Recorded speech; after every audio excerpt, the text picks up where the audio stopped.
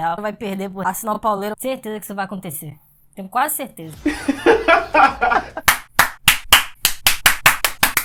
Uma dupla de encanadores acabam caindo em uma outra realidade repleta de seres estranhos, cogumelos, vilões em formatos de tartaruga, um rei copa, que junto eles tentam superar todos os desafios ao lado de uma garota loira para tentar voltar para o mundo normal. Bom, se você achou que eu estava me referindo ao recente Super Mario Bros, na verdade essa também é a história de Super Mario Bros, lançado em 1993. Perfeito! Perfeito! Uma verdadeira bomba atômica, um desastre sem precedentes, uma epopeia inversa. Foram 9 roteiristas para fazer esse filme acontecer. Os próprios atores pensaram em desistir do filme. Mario e Luigi bebiam muito álcool nos sets de gravação para suportar aquela tortura. O John Leguizamo, que interpretou o Luigi, quebrou sem querer um dedo do Bob Hoskins, que fez o Mario durante uma cena. As calças de um dublê pegaram fogo durante as filmagens. Um eletricista quase morreu após ter tocado em uma escada que estava energizada. E tudo isso é apenas a ponta do iceberg dessa que foi a primeira e a pior adaptação dos games de todos os tempos. Se preparem, porque hoje iremos contar a história de Super Mario Bros, lançado em 1993. E eu assisti esse filme na Páscoa de domingo, Semana Santa. Eu mereço um mega like nesse vídeo aí, porque foi uma tortura pra mim. E se eu tivesse juízo, cuidava da minha vida. Hello, my friends, Geek na voz, e a nossa história começa há 65 milhões de anos atrás, pois é, a gente vai voltar muito aqui agora, quando o meteorito caiu na Terra, matando a grande maioria dos dinossauros e dividindo o universo em 2 dimensões paralelas. Os dinossauros sobreviventes acabaram cruzando para uma nova dimensão e evoluíram para uma raça humanoide mais inteligente. Porém, milhões de anos depois, em 1993, uma misteriosa mulher deixou um grande ovo, junto com uma brilhante pedra, em um orfanato católico. E enquanto ela tenta fugir pelos encanamentos subterrâneos da cidade, ela é abordada pelo Rei Copa. E calma que já já a gente vai falar dele, que exige a localização da pedra, Ele tá atrás dessa pedra. Só que aí aconteceu um desmoronamento repentino, o Copa conseguiu fugir, mas infelizmente a mulher morreu nos escombros. É uma loucura! Porém, lá no orfanato católico, o ovo, ele choca e nasce uma criança, cara, nasce uma menina assim. Essa história que eu acabei de contar pra vocês pode não parecer, mas é o prólogo de Super Mario Bros. Eu tenho uma teoria de que esse filme, de 93, ele foi fruto de uma aposta. Não foi nada disso! Cara, o fiasco desse filme certamente se deu por conta de toda a sua produção conturbada, ou seja, inúmeras mudanças, conflitos, contratempos e até mesmo um ataque de raiva de um dos atores. Pois é, teve um ator desse filme que interpretou o Rei Copa que ele quase bateu em todo mundo no set de filmagem. Ele chegou pistola lá no camarim e quase deu soco em todo mundo. Isso daí é apenas a ponta do iceberg do que foi esse filme, tá? Mas calma que já já o Tio Geek vai chegar nos bastidores de Super Mario Bros. Falaremos disso mais tarde. Isso se houver um mais tarde. Porém, quem teve a ideia original de gravar um filme baseado na franquia Super Mario foi o diretor Roland Joffe. Ele chegou a escrever o roteiro e apresentou pessoalmente a Hiroshi Yamauchi, que foi o presidente da Nintendo por décadas. E com isso, os direitos da franquia foram vendidos para Joffe, e por mais que sempre exigisse parte do controle criativo em projetos desta natureza, a Nintendo deu total liberdade para a produção, pois sabia que um filme daria margem para experimentação. E esse foi simplesmente o maior erro que a Nintendo cometeu em toda a sua história, cara, porque não era para eles terem dado os direitos criativos 100% para essa galera maluca da cabeça. Era para a Nintendo estar envolvida do início ao fim. Se fosse isso, talvez não seria uma atrocidade Super Mario Bros. De 1993.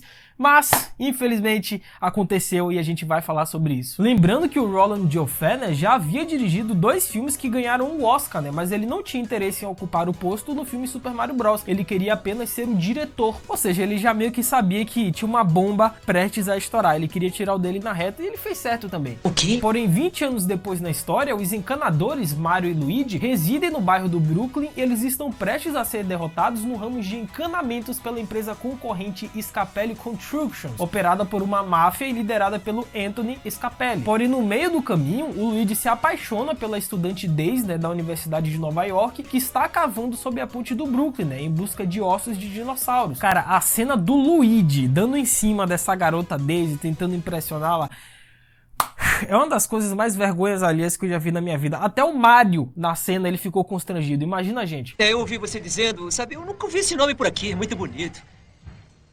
Aí eu disse, eu já ouvi sim, porque é igual ao da flor. Não que eu fique andando aí pelas floriculturas, sabe? Cara, o filme é tão mal feito, a produção é tão idiota, que eles erraram até na cor dos personagens, porque o Luigi aqui ele veste vermelho e o Mario ele veste verde. Isso não faz sentido. Porém, algumas mulheres misteriosamente estão desaparecendo no Brooklyn. E depois de um encontro, pois é, o Luigi ainda conseguiu sair com essa garota, a Daisy leva o Luigi de volta à ponte apenas para testemunhar dois dos homens do escapele sabotando-a, deixando os canos de água abertos. Mario e Luigi conseguem consertar o vazamento, mas ficam inconsistentes após serem golpeados pelos Iggy e Spike, capangas e primos do Copa, né, que sequestraram a Daisy. Mario e Luigi acordam da pancada e os perseguem por um portal interdimensional que os leva para Dinohatan. Pois é, meus amigos, nesse filme do Super Mario nós não temos o reino dos cogumelos, e sim Dinohatan. Nós não temos a princesa Peach, e nesse caso é a Daisy, e o filme ele se perdeu antes mesmo de começar. A grande verdade é essa. Dizer é que ele não sabe o que dizer. Ele não sabe nem como começar. E por incrível que pareça, esse Luigi, que claramente é um imbecil, ele quase conseguiu levar a garota pra casa. Eu não sei se ela é idiota tapada ou então se ele é um garanhão e um gênio incompreendido, porque não é possível isso. Eu gostaria de levá-la pra casa.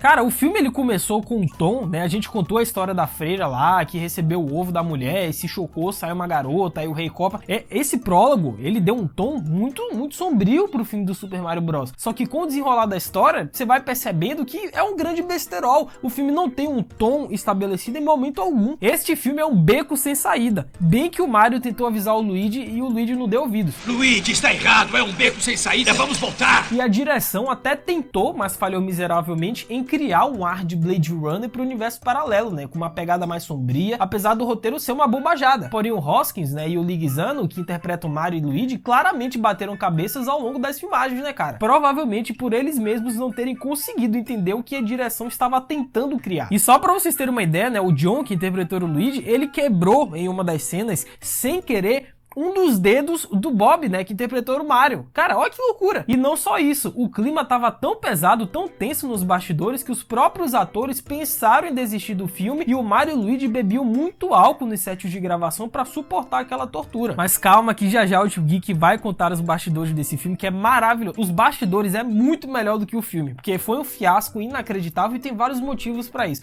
Mas já a gente chega lá. E aqui nesse filme nós temos um ponto muito polêmico, né, entre vários outros, porque o Luigi nesse filme, ele na verdade foi encontrado e criado pelo Mario quando ele era criança. Ou seja, eles são meio que irmãos, só que o Mario criou o Luigi como se fosse um pai. Cara, tá tudo errado, gente. Pelo amor de Deus, o Mario e o Luigi são irmãos. Quem não sabe disso, velho? E esse cara, ele tem idade pra ser o filho do Mario nesse filme. É verdade. Sendo que o nome completo dos dois personagens, Mario e Luigi, eu acho que é a coisa mais inacreditável que eu vi nesse filme. Em 1h40, eu nunca fiquei tão louco da cabeça como eu fiquei nessa cena, porque quando eles foram interrogados, né, lá no Dinohatan, a respeito dos nomes deles, né, pra fazer o registro, o Luigi, ele chegou e disse, ó, o meu nome completo é Luigi Mario, e o nome dele é Mario Mario. Pois é. O nome completo do Mario é Mario Mario. Eu não consigo acreditar nisso. Bom, tem 3, Mario Mario e Luigi Mario. Certeza que foi nessa cena que eles estavam bêbados. E assim, cara, eu não vou nem entrar no demérito dos efeitos especiais desse filme, né? Porque, pô, é 1993, os efeitos naquela época ainda eram muito limitados. Anos após, aí sim, né, a gente ia ver um upgrade, né? Principalmente com o Matrix. Só que, cara, é filme do Super Mario, sabe? A produção já tava uma bagunça, o roteiro, você não pode exigir muito dos efeitos especiais, que na época até foram bem elogiados, tá? Só que hoje em dia envelheceram muito mal, cara, não tem a menor... Mano, o efeito especial do Mario e Luigi entrando no portal interdimensional pra entrar no Dinohatan é bizarro. E olha que o Tio Geek assistiu esse filme em domingo de Páscoa. Eu simplesmente tirei um dia da Semana Santa pra poder ver essa atrocidade. Eu mereço um like, eu mereço um salário extra por ter visto isso. Inclusive, tem anos que eu não ganho ovo de Páscoa, né, cara? Parei pra refletir sobre isso, bem aleatório, mas tem anos que eu não ganho, né, cara? A vida adulta de pagar boleto é complicado. Eu não ganho mais nada. Vocês ainda ganham ovo de Páscoa aí de chocolate? Porém, o Iggy e Spike percebem que não trouxeram a pedra da Daisy, que nada mais é do que um fragmento de meteorito que o Rei Copa estava tentando obter para poder fundir o seu mundo com o mundo humano. Só que aí a gente descobre que a Daisy é a princesa perdida da outra dimensão. Vocês lembram daquela garota que nasceu de um ovo lá no início do filme? Então, era a Daisy, essa loira. E quando o Rei Copa, ele dizimou o pai da Daisy como rei e o transformou em um fungo, esse bicho nojento gigante, a sua mãe, a rainha, a levou pro Brooklyn. O portal então foi selado, mas os homens de Scapelli reabriram o portal quando explodiram a caverna. O Rei Copa, com isso, passou a enviar o Spike e o Iggy para encontrar a Daisy, né, e a pedra para poder fundir as dimensões e torná-lo ditador dos dois mundos. Ou seja, esse era o grande plano do Copa, que com certeza tem um visual mais horroroso que eu já vi em um filme. Gente, esse é o Copa dos jogos. Agora, esse é o Copa da versão live action. Pelo amor de Deus, mano, os caras devem ter cheirado muita droga para poder fazer esse negócio, porque não é possível. A única Copa que eu gosto é que tem a cada 4 anos. E se já não bastasse o visual horroroso do Copa, que não tem nada a ver com os jogos, esse aí são os Gombas.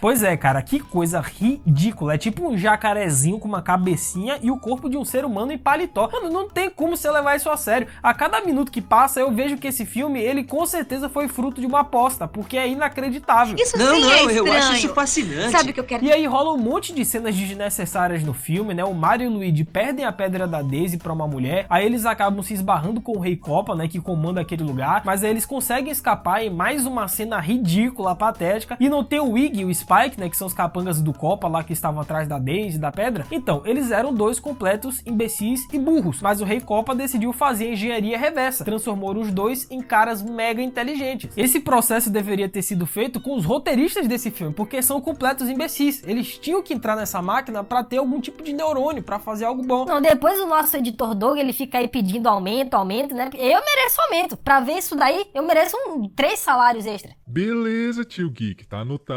E quem aí quer que eu ganhe um aumento? Deixa aí nos comentários. Hashtag o aumento pro Doug. Uhul! Eu sei que não vai ter ninguém comentando isso. Não vai. E se tem uma coisa, meus amigos, que vocês podem fazer pelo Tio Geek para poder suprir um pouco desse sofrimento, um pouco de recompensa, é a voadora no like aí embaixo, cara. Aproveita que nós temos muito ainda o que comentar sobre esse fatídico Super Mario Bros. De 93. Deixa a voadora no like, se inscreve no canal, ativa o sininho e principalmente me segue lá no Insta, @LucasMGeek, porque eu vou estar seguindo todo mundo de volta. Ou seja, você assistiu esse vídeo, você tirou um print, né, com o seu celular, me marcou lá com o @LucasMGeek no Insta, eu vou estar te seguindo de volta e ainda interagindo com vocês sobre esse filme do Super Mario, ou então sobre o recente também, mas a gente vai conversar legal por lá. E comentem também quais os próximos temas dos especiais que vocês gostariam de ver aqui no Mundo Geek. Vocês querem a animação das Tartarugas Ninja de 2012? Eu sei que esse vídeo vai lá, mas vocês querem? Comentem quais os próximos, Batman do Futuro, ou então um especial sobre John Wick, contando a história de todos os filmes. Comentem aí. Nice. E o ator Dennis Hopper, né, que interpretou o Rei Copa, ele teve um ataque de raiva nos sets de filmagem que foi uma loucura, porque teve um dia de gravação que ele chegou pé da vida no camarim e começou a xingar todo mundo. Ele acusou os roteiristas de terem alterado as falas dele sem o seu consentimento e simplesmente disse que todo mundo ali era um belo de um cocô, um defeco. E ele disse que a galera não era nada profissional e que ele nunca tinha visto algo parecido na sua carreira como ator. E nem eu como a pessoa que assiste, né, espectador, eu nunca tinha visto um filme tão horroroso. Porém, no filme, né, Mario e Luigi acabam se metendo numa festa atrás da pedra da Daisy. Aí o Mario, que é comprometido, tem uma namorada, ele beija essa mulher que tava com a pedra, recupera o objeto e a melhor coisa desse filme foi a velha bandida. A grande verdade é essa. Muito bem. Mãos ao alto, trouxa! Passe a grana!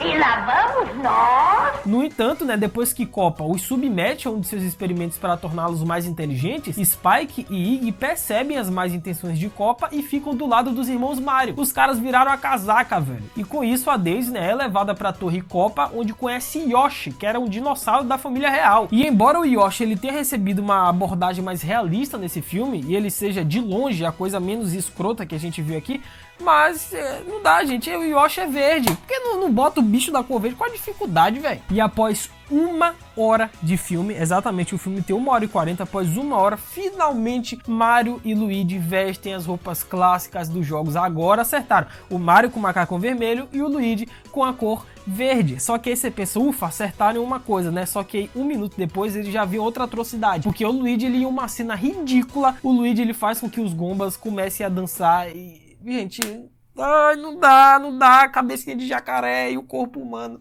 Eu menti. Porém, o Copa informa a Daisy que ela descendeu dos dinossauros, acreditando que apenas a Daisy pode fundir os mundos por causa de sua herança real. Ou seja, era por isso que o Copa queria essa garota, né, a qualquer custo, porque ela era a peça fundamental do seu plano. Então, aquelas mulheres que foram sequestradas no Brooklyn, lá no início do filme, eram mulheres inocentes que o Copa acreditava ser a Daisy. E entre essas mulheres desaparecidas, né, que foram parar em Dino Hatan, está a namorada do Mario no mundo normal. normal, né, cara? Mario esse, vale sempre lembrar, ele mete chifre em todo mundo, né? Ele é casado, comprometido e beijou uma mulher lá no Dino Rata, né? Eu tô de olho, Mario. Nenhuma mulher resiste ao charme do Mario. Eventualmente, os irmãos Mario resgatam Daisy com a ajuda de Toad, né? Que é um guitarrista bem-humorado que foi transformado em Gomba após ser capturado pelos capangas do Koopa. Pois é, esse cara é o amigável Toad dos jogos. Cara, eu não entendo como é que você pode errar tanto na vida, sabe? Porque assim, beleza, a produção tava conturbada, vários problemas e troca de diretor, troca de roteirista, isso aqui. Mas, véio, eles erraram até na cor dos personagens, gente. Como é que isso é possível? Adorei esses encanadores. Cara, se esse filme ele conseguiu ser lançado, ele saiu nos cinemas, é porque tudo é possível. Acredite nos seus sonhos. Nada é impossível, Mario. E com isso, né, no meio da treta, Mario e Luigi caíram no lugar que lhes pertence, né, que é um caminhão de lixo. Rolou o maior dedo no rabo e gritaria, muita perseguição com zero empolgação e cenas mal feitas, até que eventualmente os dois mundos se fundem e Koopa transforma Scapelli em um chimpanzé após utilizar uma arma que regride a evolução da espécie de seu alvo antes de ir atrás de Mario. Só que aí Luigi e Daisy conseguem remover o fragmento do meteorito e os mundos se separam novamente. Ah, eu esqueci de mencionar também que a assistente lá do Rei Koopa, né, que tava do lado dele, traiu o Rei Koopa e pegou a pedra, né, o meteorito pra ela, porque ela também queria poder... Enfim, eu esqueci disso, mas é relevante, assim como todos os plots desse filme. Idiota. E com isso, após 1h e pouca de filme, que eu já não aguento mais nem sequer comentar sobre o filme, tá me dando já fadiga, finalmente temos o grande encontro, o grande embate, o duelo entre Mario e o Rei Koopa. Aí você pensa, agora se o bicho vai pegar, filho chora, mãe não vê, criança amarela... Não, não foi nada disso que aconteceu, é outra cena ridícula desse filme. Cara, eu acho que esse vai ser o fight mais depressivo da história dos especiais. Mas... fight. Em Dino Rata, Mario confronta a Koopa e eventualmente o derrota quando ele e Luigi disparam suas armas de regressão em Koopa e o detonam com um bombe. Porém agora o Koopa, né, transformado em um feroz tiranossauro semi-humanoide, coisa ridícula, ele tenta matar os Mario, mas eles os destroem de uma vez por todas ao regressá-lo a um verdadeiro tiranossauro. E em seguida a um sapo primordial. Mano, até eu me perdi, ele era um tiranossauro semi-humanoide e depois virou um verdadeiro tiranossauro de um sapo. Eu não tô entendendo nada aqui agora. Cara, olha as loucuras que o Tio Geek acabou de falar aqui pra vocês. Nem parece que todas essas ideias foram jogadas no mesmo roteiro, faz parte do mesmo filme, do mesmo longa de 1h40. Não parece, cara. Eu tenho quase certeza que o presidente da Nintendo na época foi quem perdeu a aposta. Ou será que não? O pai da Daisy, que era aquela gosma que vinha aconselhando Mario e Luigi ao longo do filme, é restaurado como rei após a derrota de Koopa e finalmente volta a ser um ser humano normal. Os cidadãos celebram e imediatamente destroem qualquer coisa que fazia referência ao ditador Koopa com cartazes. Luigi declara seu amor pela Daisy e quer que ela vá para o Brooklyn com ele, mas a Daisy não pode sair de seu mundo até que o dano causado pelo Koopa seja reparado, além dela querer passar mais tempo com o seu pai, né, que ela nunca conheceu. Desiludido, o Luigi, ele se despede da Daisy, mas antes rolou um beijo entre os dois, pois é, esse imbecil que é o Luigi ainda conseguiu beijar essa garota, que ela deve ser mais louca ainda por aceitar isso, e juntos, Luigi e Mario, eles retornam para o seu mundo. Aí você pensa, ufa, Geek, finalmente acabou. Não, não acabou! O impossível aconteceu, meu Deus do céu! Porém, contudo, todavia, entre nos tantos como miséria demais nunca é pouco, 3 semanas se passaram, os irmãos Mario estão se preparando para o jantar quando sua história chega ao noticiário e o âncora diz que eles deveriam ser chamados de Super Mario Bros. Cara, nesse momento a minha afeição, ela ficou tão decepcionada igual esse macaco no filme aí que apareceu. Aí agora vocês devem estar pensando, pronto, Gui, acabou, né? Eles viram o noticiário, fim da história, ninguém aguenta mais isso, né? Não, tem mais. A Daisy, ela chega na casa dos caras no finalzinho e pede aos irmãos Marios pra ajudá-la em uma nova missão. Ou seja, eles deixaram um gancho pra um possível Super Mario Bros 2. Os diretores e produtores desse filme realmente acreditaram que esse filme faria sucesso, iria bem nas bilheterias e eles deixaram um gancho pra ser desenvolvido na sequência de Super Mario Bros. Assim, é aquilo que eu disse, não desista dos seus sonhos. Se esse filme ele foi lançado, você consegue qualquer coisa. Mas agora sim, Geek, pelo amor de Deus, acabou, né? Acabou o filme, deixaram um gancho que nunca aconteceu, obviamente, mas acabou o filme, né? Não me diga que tem cena pós-créditos. Tem cena pós-créditos. Super Mario Bros. É um filme à frente do seu tempo, um gênio compreendido, porque em uma cena pós-créditos, 2 empresários japoneses propõem fazer um game, né, um videogame, baseado nos personagens Iggy e Spike, agora na Terra, né, que decidem usar o título de os Super Primos Koopa. Meu Deus do céu. Os Super Primos Koopa. Bom, chega, agora é sério, agora acabou. Eu não vou mais falar sobre esse filme, a história dele pelo menos, porque eu tô começando a ficar triste de verdade. Cara, as críticas feitas ao filme ocorrem especialmente por conta de sua história, tom inconsistente e praticamente nenhuma fidelidade com o material de origem. No site do Rotten Tomatoes, por exemplo, a aprovação do filme é de 28%, o que pra mim é muito ainda, tá? 28% é ser muito generoso. Mas assim, meus amigos, agora vocês vão entender o porquê esse filme foi uma tranqueira, vocês vão entender a fundo os bastidores que tornaram esse filme um fiasco. O Tio Geek ainda vai trazer essas informações aqui pra vocês. Porque o primeiro erro cometido pela produção do filme foi a escalação do casal Rocky Morton e a Annabelle Jankel pra direção do filme. E guarde o nome dessa dupla de diretores que logo mais a gente vai retornar pra eles, tá? Guarda aí. Falaremos disso mais tarde. Isso se houver um mais tarde. E após a escolha dos diretores, o segundo equívoco, e talvez o maior de todos, tem relação ao roteiro, pois a Nintendo, produtores e diretores não conseguiram chegar a um consenso em relação ao enredo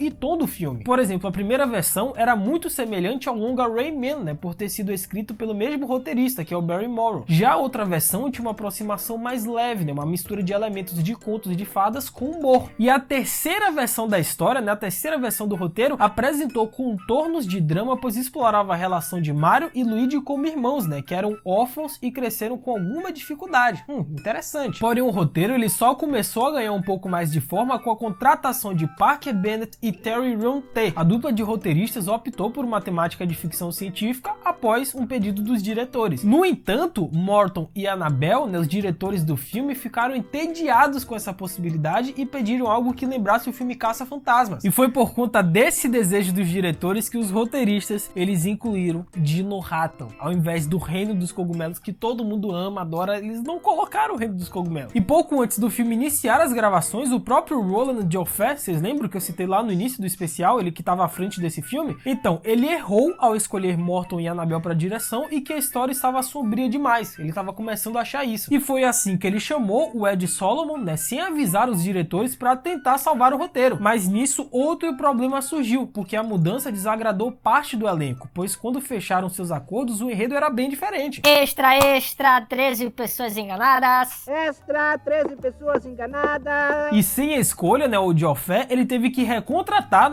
o Parker e Terry, que eram os roteiristas iniciais que haviam sido demitidos, para poder fazer novas mudanças na história. Mano, olha que loucura. E para piorar, a gente pode acrescentar outro elemento que fez esse filme ser um fracasso, pelo menos ali na produção e bastidores, porque a maioria dessas mudanças no roteiro, de falas, aconteceram durante as gravações. Eles não ensaiaram, não teve um preparo. Não, aconteceu ao vivo e a cores. As modificações eram tantas que o elenco só memorizava suas falas momentos antes de gravarem a cena em questão. O Bob e o John, como eu disse, Mario e Luigi, eles se frustraram tanto que passaram a beber bastante no set para aliviar o estresse, teve que meter cachaça pra dentro. A frustração do Bob Hoskin, com o projeto foi tanta que ele já declarou ter sido o seu pior trabalho na carreira. Em entrevista ao The Guardian, o Bob ele simplesmente disse que foi o seu pior trabalho, foi um desastre, foi um pesadelo durante os momentos de gravação e que ele culpa o casal de diretores pelo fiasco que foi tudo isso. 14 pessoas enganadas!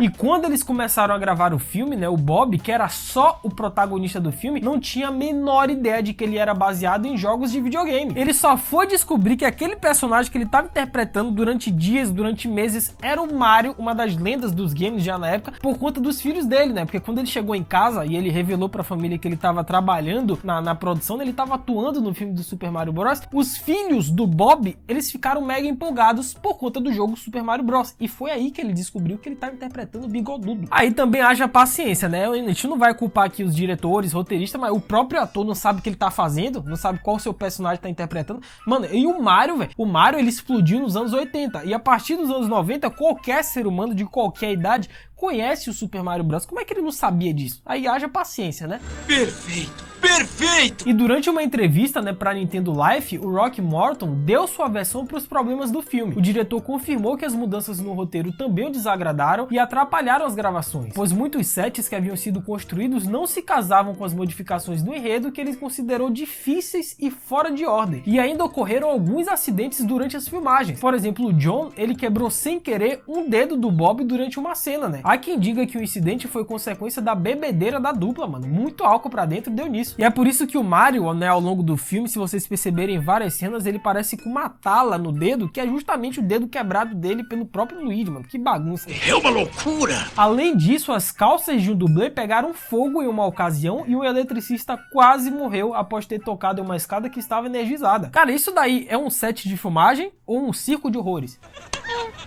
E até mesmo a pós-produção foi conturbada, mano. Em cada etapa, como eu disse, você acha que miséria é pouco pra esse filme? Negativo, mano. Em cada etapa desse filme houve algum problema, alguma intervenção. E dessa vez foi na edição. Porque com a constatação de todos que o casal de diretores foi considerado o grande culpado pelo fracasso, Rock Morton e Annabelle foram impedidos de comandar as regravações, velho. Sendo que eles não puderam editar o próprio filme que gravaram. Algo que é praticamente inimaginável, né, gente? Afinal, o diretor de qualquer filme, ele precisa estar envolvido na edição do seu longa. O filme foi um completo fracasso, obviamente, arrecadou míseros 38,9 milhões de dólares, o que não cobriu nem mesmo o investimento estimado, né, que foi de 42 a 48 milhões. Não, o que mais espanta o Tio Geek aqui ainda é que esse filme arrecadou ainda 38 milhões. 38 milhões, ou seja, algumas pessoas foram ver Super Mario no cinema. Isso é inacreditável. Isso Não, sim não, é estranho. eu acho isso fascinante. Sabe o que eu quero dizer? E talvez isso explique porque a Nintendo, durante anos, ficou tão reticente em conceder os direitos de suas principais franquias para estúdios de cinema. Ficaram traumatizados. Até que veio 2023 e com ele, aí sim, uma animação que fez jus ao legado enorme que é Super Mario Bros. Baita filme, cara. Mas e vocês, meus amigos? Vocês já assistiram essa tranqueira que é Super Mario Bros. De 93? Vocês gostam? Não gostam? Tem mais algum ponto a acrescentar? Vocês querem que o Tio Geek faça um especial sobre a nova animação do Super Mario Bros, né? Contando a história, a produção, tudo direitinho? Comenta embaixo. Ó, Geek, traz a parte 2 desse especial. Traz a continuação com a animação do Super Mario Bros. Eu vou fazer, cara. Só vocês pedirem. E estão vendo esse vídeo aqui em cima do escudo do Capitão? Cara, clica nele que foi outro especial que fizemos aqui no canal, que foi o do The Last of Us, né? Contando a história do primeiro jogo. Aqui tem outros especiais também bem legais. Não se esqueçam da voadora no like aí embaixo, mega importante. Se inscrevam no canal, ativem o sininho e me sigam lá no Insta, @LucasMGeek, que é nóis. É isso, até a próxima, valeu, falou e fui!